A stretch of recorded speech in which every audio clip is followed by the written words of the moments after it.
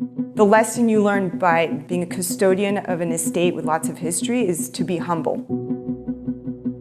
Chateau Coutet is a first classified growth from the 1855 classification. It's a family estate that I managed with my uncle, but its origins date back to the 13th century. It was actually a military fortress built by the English.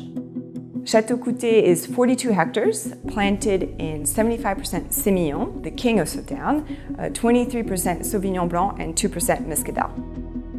We are very proactive in the vineyard to ensure quality, but also a beautiful production.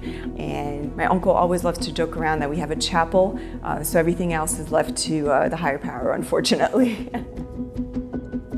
So the magic of Sauternes is based on this fungus called Botrytis cinerea.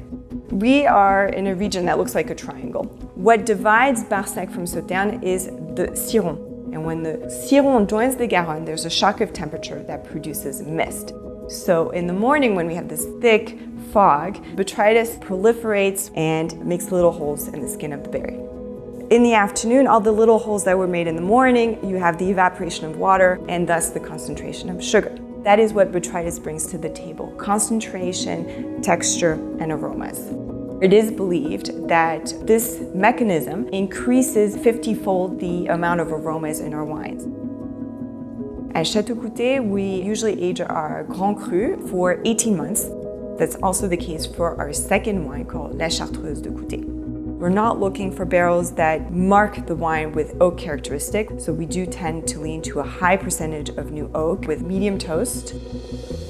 The ageability of Sauternes and Barsac, and thus of Chateau Coutet, is proven. These wines do evolve. When they're young, you're going to have more tropical fruit, more nectars, more citrus. When you get to the 20-25 year mark, you're going to have more of a dried fruit characteristic. And after 35-40 years, you're going to have orange marmalade and gingerbread. I will always recognize my wine by that ginger when it's young and the gingerbread when it's older.